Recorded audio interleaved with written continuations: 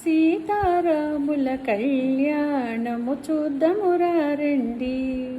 శ్రీ సీతారాముల కళ్యాణము చూద్దామురా రండి. అందరికీ శ్రీరామనవమి శుభాకాంక్షలు. అందరూ ఆయురారోగ్యాలతో ఉండాలని కోరుకుంటున్నాను.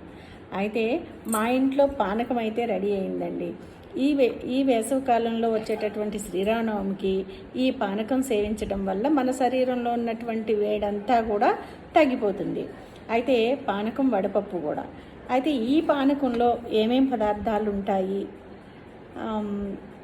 బెల్లము, మిరియాలు, ఇలాచి, సొంటి, తులసి ఆకులు ఇవన్నీ కలిపి చేసినటువంటి ఈ పానకాన్ని సేవించడం వల్ల ఈ వేసవికాలం వచ్చేటటువంటి వేడి మన శరీరంలో ఏదైతే ఉందో ఆ వేడంతా కూడా తగ్గిపోతుంది.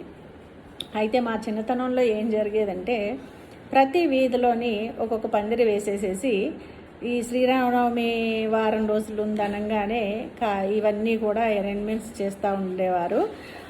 పందిరి చక్కగా కొబ్బరాకులతోటి అది పందిరి వేసి మంచిగా లైటింగ్ అది పెట్టి మైక్ సెట్లు పెట్టేవారు.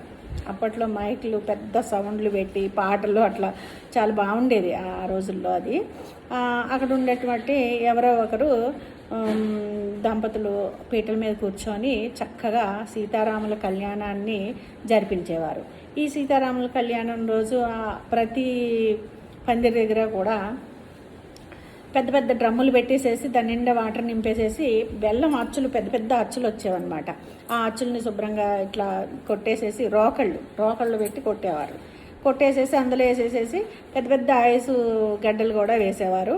చల్లగా ఉండేది. మిరియాలు, ఇలాచి, సొంటి ఇవన్నీ కలిపి మంచిగా పానకం తయారు చేసేవారు.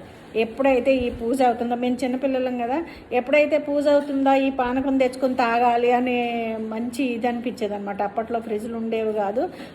చల్లగా ఈ పానకాన్ని తాగుతుంటే ఎంత టేస్టీగా ఉండేదంటే చాలా రుచిగా ఉండేది.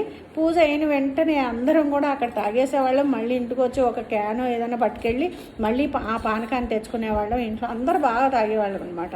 చాలా బాగుండేది ఆ రోజుల్లో పానకం. ఇప్పుడు ఏవి కూడా అంత అనిపించట్లేదు టేస్ట్లు. ఆ రోజుల్లో ఆ పానకం తాగటం అంటే ఒక అమృతంలాగా అనిపించేది. ప్రతి ఒక్కరూ కూడా 1-2 సార్లు వెళ్ళి ఆ పానకం తెచ్చుకొని తాగేవాళ్ళం. ఈ పానకం తాగడం వల్ల మనకి గొంతు కూడా కొంచెం క్లియర్ అవుతుంది, మంచిగా అవుతుంది. ఎందుకంటే మిరియాలు, సొంటి అన్నీ కూడా ఆయుర్వేదానికి సంబంధించినవి కదా. అందుకని మనము రోజు చేసుకొని తాగాలంటే తాగం. ఇది శ్రీరామనవమికి స్పెషల్ నైవేద్యం అంటే ఇదే కదా.